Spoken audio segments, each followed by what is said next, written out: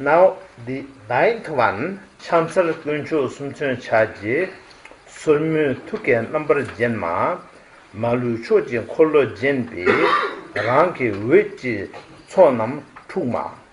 So this is the name of this particular Tara is Singding Naji Dolma. Singding is a very special wood, very special red color wood, medicinal wood. And I think it is, these days it must be illegal to cut Singding tree, I think. It have a very nice smell, endangered species, I think, of plants, trees. So Singding forest Tara. Now there is a story that this Tara manifested and helped the person to whom this Tara manifest, a Mahasiddha, and then in order to make it available for other ordinary people, not Mahasiddhas, ordinary people, to receive this blessing and protection from this Tara, then there is a sadhana made, which is called Singding Naji Dolma sadhana, and there is a temple built somewhere in South India, now South India, central South India, which is in the middle of the Singding forest. So people can go there and worship. They get similar blessing and protection as this Mahasiddha has received from her when she manifests to him. So that is called Singding Naji Dolma, and so that is a description of this particular Tara. And now this is magnetizing. I think most of the time in the translation, this is this particular aspect of the energy, or whatever you call it, described as a magnetizing. But magnetizing by definition is, as I told you earlier, the last week, magnetizing, we shouldn't get too excited, because we can be magnet for anything. No, we can be magnet for trouble. We can be magnet for calamity. Calamity, like unlucky, bad luck, and we can be magnet for what we don't want. So this way, it should not be simplified. It should be understood very deeply. And magnetizing by definition here is whatever is good and meaningful will be magnetized, will be close, we will achieve easily. Whatever is bad and negative and harmful, we want it to be like it's, magnetic have South Pole and North Pole. One pushes away and one pulls in.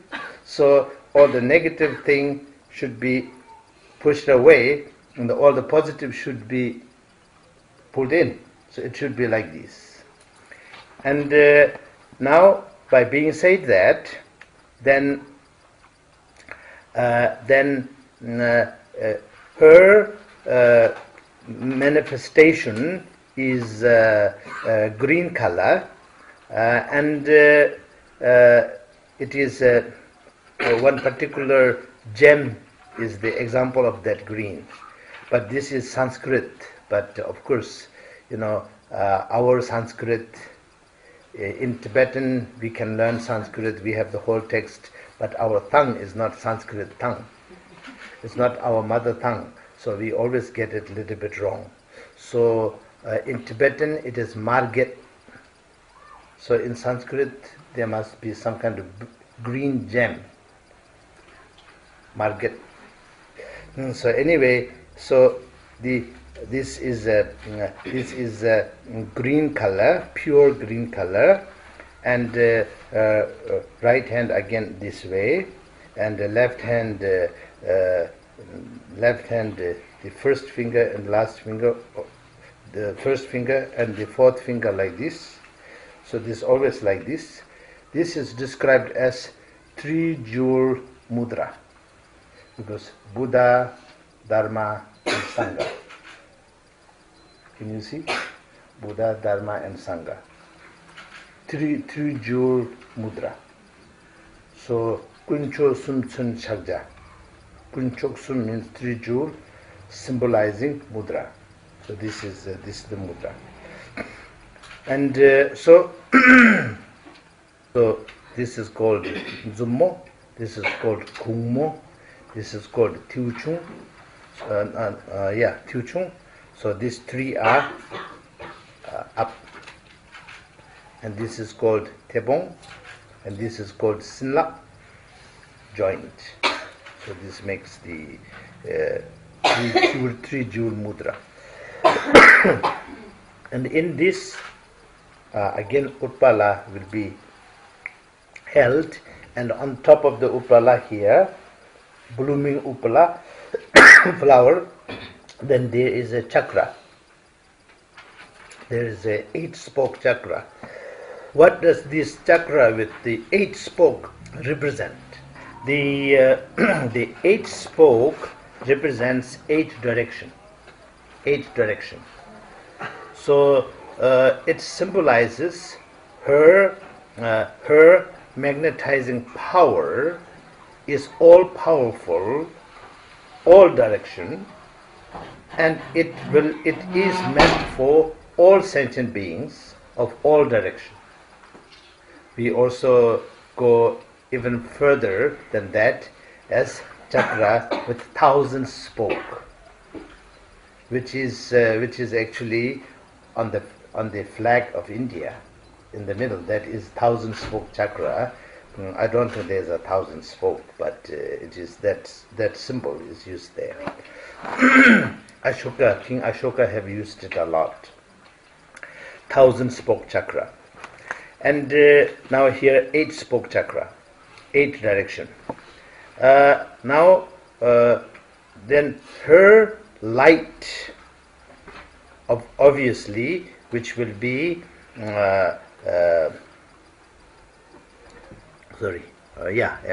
which will be green light, because she is green color. So her green light, the gem like light, will protect all sentient beings from all aspect of fears, and then magnetize the whole universe and its energy, so that there's nothing that you will be afraid of. When we are afraid, we are afraid because of separation. Because of separation. I am afraid of something.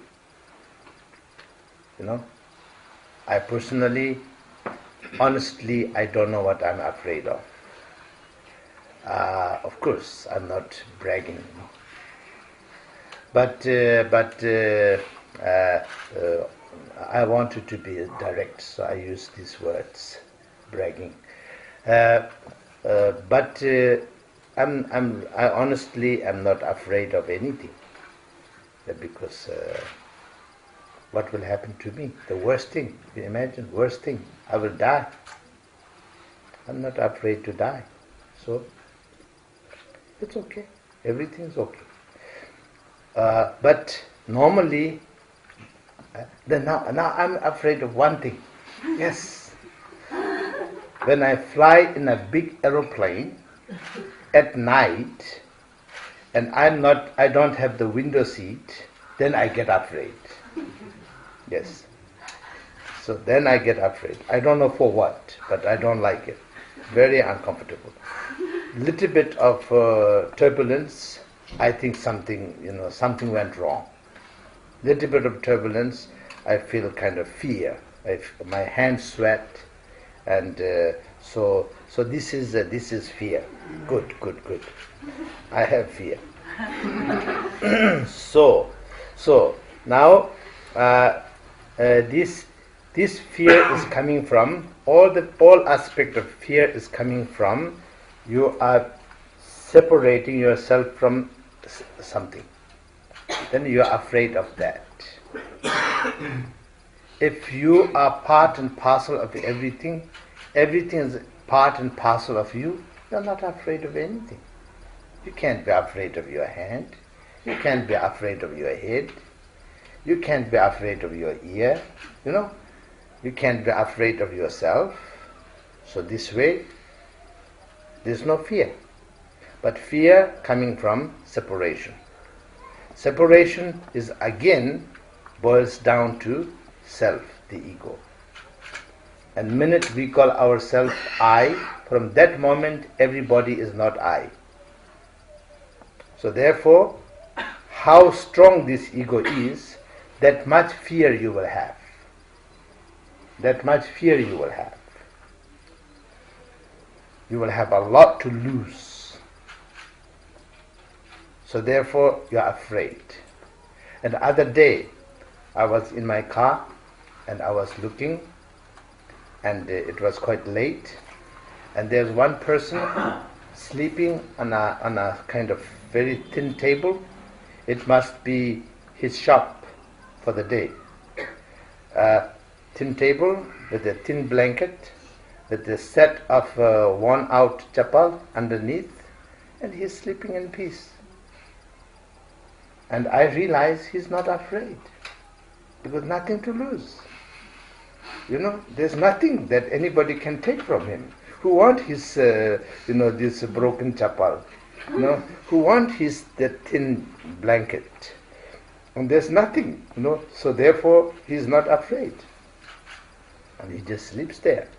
But if you have, your passport with you, you have your checkbook with you, and you have your jewelry with you, I don't think you're going to sleep there, because you are afraid somebody will come and rob you or something.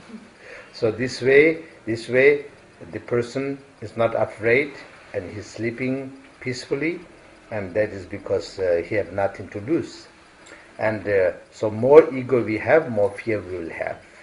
And more fear we will have, more suffering we will have. So this way, the only way to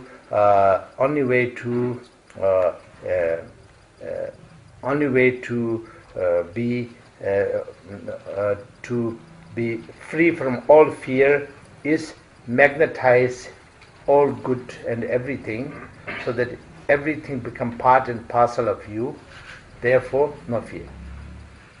So that is the connection between the last word and a word of this 4 sentence and the description and the name of this particular Tara, especially the description of this particular Tara. So now protecting from all aspect of fear.